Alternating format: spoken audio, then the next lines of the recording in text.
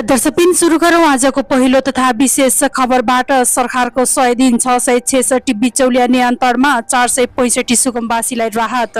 सरकारले 100 दिनभित्र 666 बिचौलिया नियन्त्रणमा लिएको जानकारी दिएको छ। शनिबार आफ्नो 100 दिनका उपलब्धिहरू सार्वजनिक गर्दै उपलब्धि शनिबार असार 20 सार्वजनिक गरेको छ। सरकारका प्रवक्ता सस्मित पोखरेलले सम्पत्ति छानबिन आयोगमा 11,000 उजुरी प्राप्त भएको साथै हालसम्म 666 बिचौलिया नियन्त्रणमा लिएको जानकारी दिएका छन्। उनले 10 वटा सरकारी 2,63,90,000 बचत फिर्ता दिएको समेत जानकारी दिएका हुन्।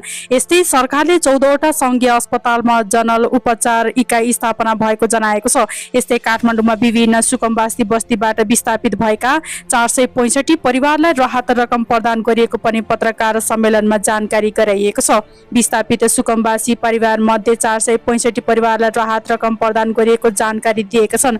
यस्तै सरकारले 2,06,630 थान राहदानी हुलाक मार्फत सम्बन्धित जिल्ला प्रशासन दुवावनी गरेको बताएका छन्। साथै 2,06,330 थान राहदानी घरमै पुर्याइएको 23,75,181 थान चालक अनुमति पत्र छपाई सम्पन्न भइसकेको जानकारी समेत दिइसकेको छ।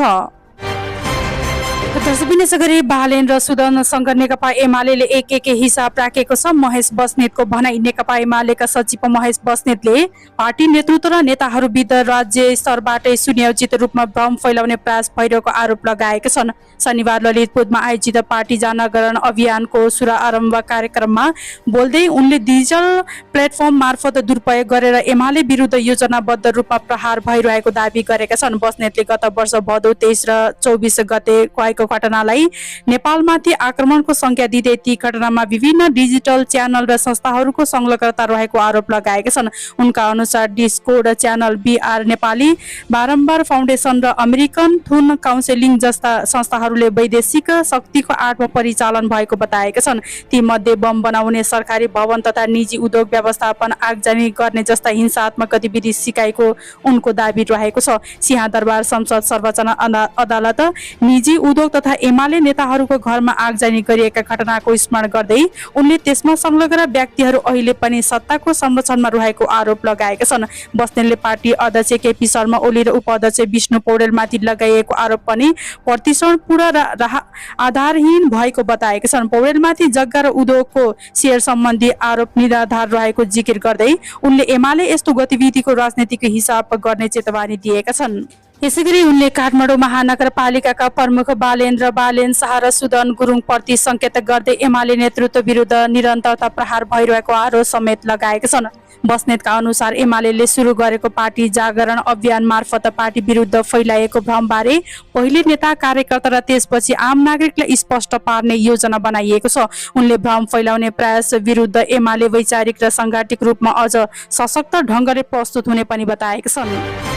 दर्शकबिन यसै गरी सरकारको 100 दिन 75 अङ्क सहित धमालाद्वारा प्रशासन जेनजीका काम पूरा गर्न आग्रह। वरिष्ठ पत्रकार तथा स्वतन्त्र नागरिक अभियान नेपालका संयोजक ऋषि धमालले प्रधानमन्त्री बालेन शाह नेतृत्वको वर्तमान सरकारले सुशासन कायम गर्न र भ्रष्टाचार विरुद्ध अभियानमा चालेका कदमहरू सकारात्मक रहेको बताएका छन्।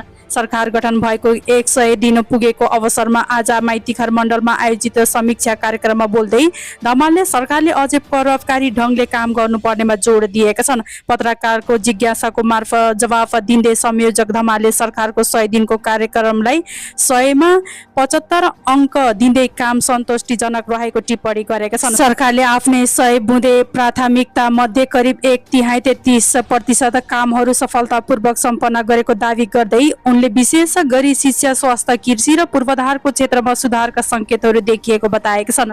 प्रधानमन्त्री बालेन्द्र शाहको सरकारले सुशासन कायम गर्ने र भ्रष्टाचार विरुद्धमाथि कानुनी दण्ड चलाएर जनतामा आशा जगाएको उनले बताएका छन्। धमालले युवा पुस्ता जेनजीका मुद्दाहरूलाई अझै पूर्ण रूपमा सम्बोधन गर्न नसकेको भन्दै उनीहरूको माग तत्काल पूरा गर्न सरकारलाई आग्रह गरेका छन्। वर्तमान सरकारले जेनजी युवाहरूलाई मागलाई व्यवस्था गर्न नहुने उनको भनाइ रहेको छ। सरकार जेनजी भवन र मर्म अनुसार अगाडि बढ्नुपर्ने जोड दिँदै उनले आन्दोलनका शहीदहरूलाई सम्मान हुनुपर्ने बताएका छन्। दर्शकबिन नमस्कार। तपाईँ यति बेला लुम्बिनी खबर टिभीसँग जोडिनु भएको छ। सदाको दिन जस्तै आज पनि देश तथा विदेशका महत्त्वपूर्ण समाचारहरू लिएर उपस्थित भइसकेका छौँ।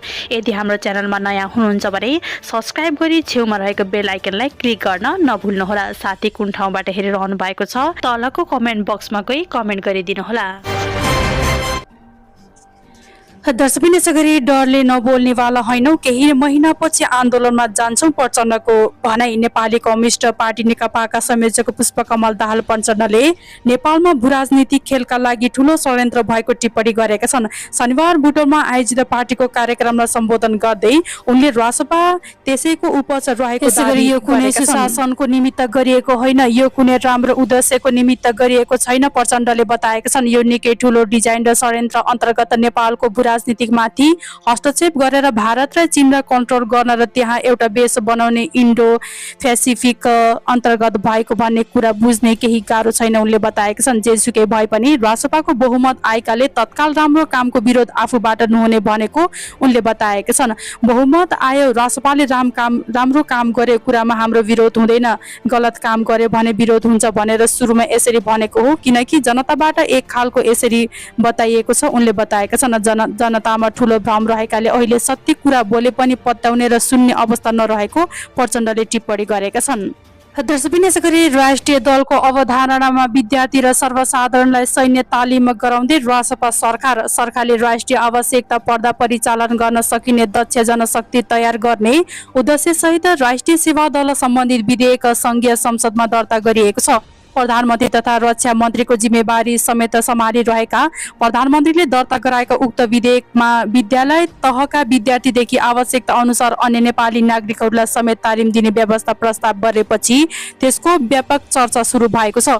विधेयक अनुसार कक्षा 8 देखि 12 सम्म अध्ययनरत विद्यार्थीहरूलाई राष्ट्रिय सेवा दल मार्फत सैन्य शैलीको तालिम दिएको छ। तालिमको उद्देश्य विद्यार्थीमा अनुशासन, नेतृत्व क्षमता, राष्ट्रिय प्रेम, सार्वजनिक सेवा भावना र राष्ट्रिय एकताको भावना विकास गर्नु रहेको सरकारको भनाइ रहेको। यसैगरी युद्ध, प्राकृतिक विपद, आन्तरिक सङ्कट वा अन्य विशेष राष्ट्रिय आवश्यकताका अवस्थामा सरकारले अन्य नेपाली नागरिकहरूलाई पनि तालिम दिएर स्वयंसेवकका रूपमा परिचालन गर्न सकिने कानुन व्यवस्था विधेयकमा प्रस्ताव गरिएको छ। तालिम प्राप्त जनशक्तिहरूलाई आवश्यकता अनुसार राष्ट्रिय सेवामा परिचालन गर्न सकिने उल्लेख गरिएको छ। सरकारले यो विधेयक संविधानको नागरिकहरूलाई राष्ट्रिय आवश्यकता अनुसार राष्ट्रिय सेवाका लागि तयार राख्ने व्यवस्थालाई कार्यान्वयन गर्न ल्याइएको जनाइएको छ। यसले हाल लागू रहेका राष्ट्रिय सेवा दल सम्बन्धी ऐनलाई प्रतिस्थापना गर्न प्रस्ताव पनि गरिएको छ। यद्यपि विधेयक सार्वजनिक भएसँगै सामाजिक सञ्जालमा यसको पक्ष र विपक्ष बहस चर्किएको छ। समर्थकहरूले विपद व्यवस्थापन, अनुशासन र राष्ट्रिय सुरक्षाका लागि यस्तो व्यवस्था आवश्यक भएको तर्क गरिएका छन् भने आलोचकहरूले शिक्षा क्षेत्रमा सैन्य प्रभाव बढ्न सक्ने र नागरिक स्वतन्त्रमाथि प्रश्न उठ्न सक्ने भन्दै चिन्ता व्यक्त गरेका छन्। दर्शकबिन यसै गरी संसद छलेर अध्यादेश ल्याउने अभ्यास गलत हो, रामकुमारी झाँक्रीको भनाई। नेकपा एमालेकी संसद रामकुमारी झाँक्रीले संसद छलेर अध्यादेश ल्याउन अभ्यास गलत भएको बताएका छन्। शनिबार राष्ट्रिय सभाको बैठकमा बोल्दै संसद झाँक्रीले संसदलाई छलेर अध्यादेश मार्फत कानुन ल्याउन सरकारको कार्यशैलीप्रति आपत्ति जनाएका छन्। सम्पत्ति शुद्धिकरण सम्बन्धी विधेयकमाथिको सैद्धान्तिक छलफलमा भाग लिँदै उनले संसद अधिवेशन आह्वान भइसकेको आवश्यकतामा अध्यादेशको सहारा लिनु लोकतान्त्रिक अभ्यास विपरीत हुने तर्क गरेका छन्। सम्पत्ति शुद्धिकरण ऐन अन्तर्गत हाल जिल्ला प्रहरी कार्यालयले समेत अनुसन्धानको अनुमति दिएको विषयमा टिप्पणी गर्दै उनले यसको अभ्यास त्रुटिपूर्ण रहेको बताएका छन्। कुनै पनि कुरामा पक्राउ परेका व्यक्तिहरूलाई सम्पत्ति शुद्धिकरणको मुद्दा ल्याउने प्रक्रिया व्यवस्थित बनाउनु पर्नेमा उनले जोड दिएका छन्। छलफलका क्रममा संसद झाँक्रीले राष्ट्रिय स्वतन्त्र पार्टीका सभापति रवि लामी छाने जोडिएको सहकारी ठगी, सम्पत्ति शुद्धिकरण र सङ्गठित अपराधको प्रसङ्ग उल्लेख गर्दै सरकारको नियतमाथि प्रश्न उठाएका छन्। नेपालको कालो सूचीमा पर्न जोखिम बढिरहेका बेला सरकारले लामी छानेको मुद्दा फिर्ता लिन खोज्नु द्वेष चरित्र भएको उनको भनाइ रहेको छ। हिजोको सरकारले मुद्दा चलाउने र आजको सरकारले धमाधम फिर्ता लिने प्रक्रिया के हो? यो कानुन अरूलाई प्रयोग गर्ने मात्र बनाइँदैछ कि भने आशंका उब्जिएको छ उनले बताएका छन्। यस्तै अर्थमन्त्री डाक्टर शर्णिम बाग्लेले आफ्नो अभिव्यक्तिबारे स्पष्ट पार्नुपर्ने उनको भनाइ रहेको छ। कुनै कर्मचारीहरूले कसको आदेशमा अनुसन्धान गर्न खोजिरहेको सूचना दियो त्यो सरकारले सार्वजनिक गर्नुपर्छ उनले बताएकी छिन्। यदि त्यो सत्य होइन भने अर्थमन्त्रीले संसद झुट बोलेको ठहरिन्छ र उनलाई सार्वजनिक रूपमा माफी माग्नुपर्छ उनले बताएकी छिन्। अर्थमन्त्री वाग्लेले यसअघि प्रतिनिधि सभामा बोल्दै अघिल्लो सरकारले आफू र आफ्नो दलका नेतामाथि सम्पत्ति शुद्धिकरण र हतियार बनाएर अनुसन्धान गर्न खोजेको भनेर बोलेका थिए। त्यसलाई लिएर उनले वाग्लेलाई चुनौती दिएकी थिइन्। संसद झाँक्रीले विधायक अधिकार र विरोधीको सही प्रयोग गर्नका लागि पनि यो विधेयकलाई हतारमा पारित नगरी समितिमा लगातार विस्तृत छलफल गर्नुपर्ने बताएका छन्। दर्शकबिन यसै गरी उज्यालो नेपाल पार्टीका अध्यक्ष कुलमान घिसिङले सरकारले शासकीय सुशासन सम्बन्धी 100 दिने कार्यसूची अन्तर्गत महिलाको सुरक्षित आवागमन सुनिश्चित गर्न ब्लू बस सञ्चालन गर्ने योजना ल्याएको विषयमा आफ्नो धारणा सार्वजनिक गरेका छन्। यो योजनाका लागि साझा यातायातका बसहरू प्रयोग गरिने चर्चा चलिरहेको सन्दर्भमा उनले महिलाको सुरक्षित यात्राका लागि विशेष व्यवस्था गर्नु सकारात्मक कदम भए पनि साझाको हरियो पहिचान परिवर्तन गर्न खोज्नु उपयुक्त नभएको बताएका छन्। साझा यातायातले विद्युतीय सवारी प्रबन्धन गर्दै हरित र दिगो सार्वजनिक यातायातको सन्देश लिन वर्षौंदेखि अपनाउँदै आएको हरियो पहिचानलाई रंग परिवर्तन गरेर कमजोर बनाउन नहुने उनको भनाइरहेको छ। हरियो रंग केवल रंग मात्र नभएर वातावरण मैत्री सार्वजनिक यातायात प्रतिको प्रतिबद्धता प्रतीक र हरेक क्षेत्रलाई हरित बनाउने राष्ट्रिय संकल्प समेत भएको उनले स्पष्ट पारेका छन्। महिलाका लागि निशुल्क वा विशेष बस सञ्चालन गर्नु स्वागत पहल भए पनि वास्तविक समाधान भनेको महिलाले जुनसुकै सार्वजनिक यातायातमा प्रयोग गर्दा पनि पूर्ण रूपमा सुरक्षित महसुस गर्ने वातावरण निर्माण गर्नु रहेको घिसिङको उल्लेख भनाइरहेको छ। यसैगरी उनले भनेका छन् महिलाको सुरक्षा कुनै एउटा ब्लू बसमा मात्रै सीमित नभएर सम्पूर्ण सार्वजनिक यातायात प्रणाली नै सुरक्षित मर्यादित र महिला मन्त्री बन्नु पर्नेमा उनले जोड दिएका छन्। रंग परिवर्तन गर्दैमा सोच परिवर्तन आवश्यकता रहेको औलाउँदै उनले महिला विरुद्ध हुने सबै प्रकारका हिंसा अन्त्य गरी सार्वजनिक यातायातलाई सबैका लागि सुरक्षित सम्मानजनक र विश्वास योग्य बनाउनु नै सरकारको प्राथमिकता हुनुपर्ने धारणा राखेका छन्। यस्तो अवस्थामा मात्र महिलाको सम्मान सहभागिता र सुरक्षित जीवनयापनको व्यवस्थित सुनिश्चित हुने उनको ठहर रहेको छ।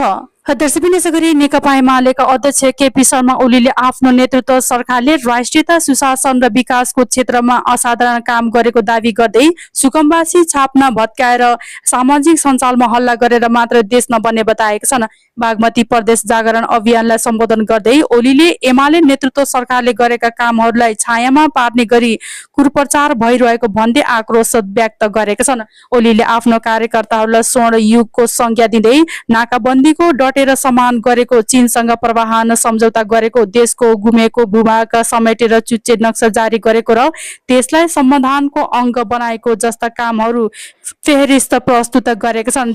यसैगरी ओलीले मधेस आन्दोलनलाई संवादबाटै समाधान गरेको र विप्लव र सीके राउतलाई शान्तिपूर्ण राजनीतिक मूलधारमा ल्याएको स्मरण गराउँदै देशमा साम्प्रदायिक विशेषता फैलाउने प्रयासलाई एमालेले असफल पारेको बताएका छन्। उनले जातीय राज्य र पहिचानको राजनीतिका नाममा समाजलाई बाँड्ने काम एमालेलाई स्वीकार नभएको उनले बताएका छन्।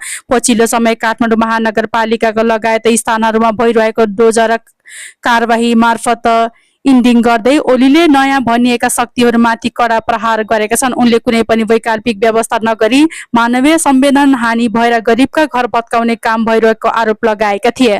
दर्शकबिन यसैगरी जेएनजी आन्दोलन पछि प्रमुख टार्गेटमा परेका पुराना दलहरू फागुन 21 को निर्वाचनमा नराम्रोसँग पराजित भएका छन्। त्यसमा पनि सबैभन्दा ठूलो पराजय कम्युनिस्ट पार्टीहरूले भोगिरहेका छन्।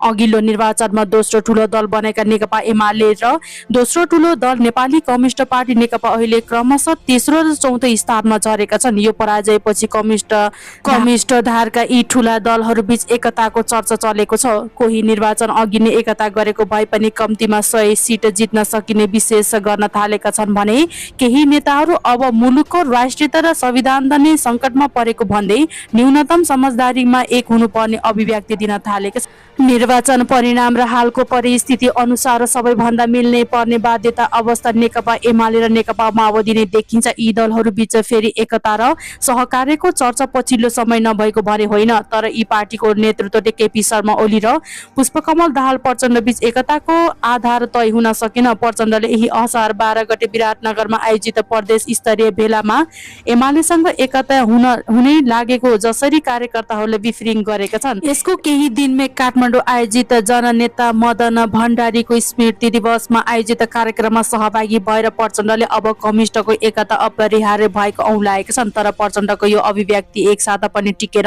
उनी प्रचण्डले आकास्कीमा पुगेर गम्भीर समीक्षा र ग्यारेन्टीमा एमालेसँग एकता हुन सक्ने बताएका छन्। यस्तै असार 15 गते केन्द्रीय कमिटीको भर्चुअल काठमाडौँमा प्रचण्डले नेताहरूको एकता नभई सहकार्य गर्ने विषय मात्र उठान गरेको भनेर नेताहरूले बिफ्रिङ गरेका थिए। यो आधारले पनि प्रचण्डको आफ्नै बोलीमा भर देखिएको छैन।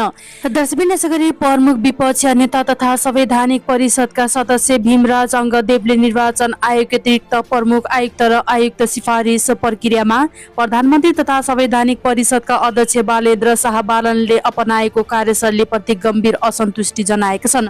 उनले संवैधानिक निकाय नियुक्ति गर्दा परिषद सदस्यहरूसँग सम्बन्धको शैली अपनाउनु पर्नेमा त्यस्तो नगरेको भन्दै प्रधानमन्त्रीको शैलीप्रति सैद्धान्तिक असहमति जनाएका छन्। परिषदमा शुक्रबार बसेको बैठकमा अङ्गदेवले संवेदनशील संवैधानिक निकाय निर्वाचन आयोग लामो समय रिक्त रहन नहुने तर नियुक्तको प्रक्रिया अघि बढाउनु अघि परिषदका सदस्यहरूसँग पर्याप्त छलफल हुनुपर्ने उनको भनाइ रहेको छ। यसैगरी प्रधानमन्त्रीको जवाबप्रति पुनः प्रतिक्रिया दिँदै अङ्गदेवले त्यस्तो भए विपक्षी नेता सभामुख र राष्ट्रिय सभा अध्यक्षसँग प्रत्यक्ष संवाद गर्नु उपयुक्त हुने धारणा राखेका छन्। प्रधानमन्त्री प्रधान न्यायाधीशहरूलाई किन बोलाउनुहुन्छ? तपाईँ प्रमुख विपक्षी नेता प्रतिनिधि सभामा सभामुख र राष्ट्रिय सभा अध्यक्षलाई बोलाएर छलफल गर्न सक्नुहुन्थ्यो, उनले बताएका छन्। दर्शकबिन यसैगरी सुर्खेतबाट कालीकोट र सासकोट जाँदै गरेको मिनी बस बिहार 11:30 बजे दैलेखको चामुण्डा वीरेन्द्र सैनी नगरपालिका 7 साङ्गेडाँडा स्थित कडाली राजमार्गबाट कडाली नदीमा खसेको थियो। उद्धारका लागि जिल्ला प्रहरी कार्यालय सहित आसपासका प्रहरी इकाइबाट झण्डै 100 प्रहरी खटिएका छन्। गाडी खोज्ने सशस्त्र प्रहरी 6 जना गोटा खेर पनि खटाइएको छ, तर शुक्रबार साँझ अबेरसम्म दुर्घटनाग्रस्त गाडी भेटिएको छैन। गठित भूगोल कडालीको बहाव उच्च हुनु, पानीमा धमिलो हुनु, गाडी खसेको ठाउँ गहिरो खोजमा भएकोले 2 दिनसम्म गाडी नभेटिएको कडाली प्रदेश प्रहरी कार्यालयले जनाएको छ। यसैगरी गाडी खसेको ठाउँ 4-500 मिटर पुरै भिड छ। गाडी खस्दा 4-5 भर्ल्याङ खाएर रुखहरू भाँच्दै खसेको पाइएको छ। कडाली प्रहरी प्रमुख डिआइजी नारायण राज सापकोटाले भने त्यहाँबाट नदीमा पस्न डोरी लगाएर मात्र जान सकिने अवस्था छ। अरू ठाउँबाट बढी गहिरो भएको खोजमा गाडी खसेकाले गाडी भेटाउने मुस्किल भयो। त्यसमा पनि धमिलो पानी र नदीको प्रवाह अत्याधिक हुँदा जटिल भएको उनले बताएका छन्। बिहिबार बिहान 8 बजे सुर्खेत बस पार्कबाट हिँडेको बुलबुले यातायात प्राणीको गाडीमा 5 यात्रु सवार रहेको थिए। बीच बाटोमा पनि केही यात्रु चढेको प्रहरीको अनुमान रहेको छ, तर गाडी पार गरेका प्रहरी चौकीहरूमा उक्त गाडी इन्ट्री नभएकोले कति यात्रु थिए भन्ने अझै यकिन हुन नसकेको उनले बताएका छन्।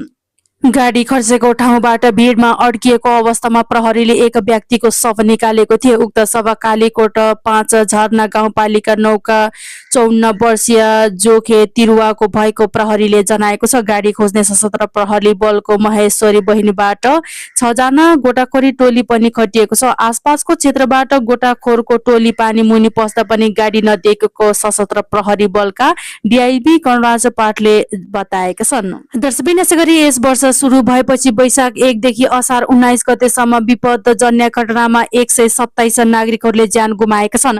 राष्ट्रिय विपद जोखिम न्यूनीकरण तथा व्यवस्थापन प्राधिकरणका प्रवक्ता शान्ति महतका अनुसार सो अवधिमा भएको कुल 2721 विपदजन्य घटनामा 127 को मृत्यु भएको तथा 753 जना घाइते भएका छन्। ती विवादमा 3722 परिवार प्रभावित भए पनि प्राधिकरणले आज सार्वजनिक गरेको विपद बुलेटिनमा उल्लेख गरिएको छ।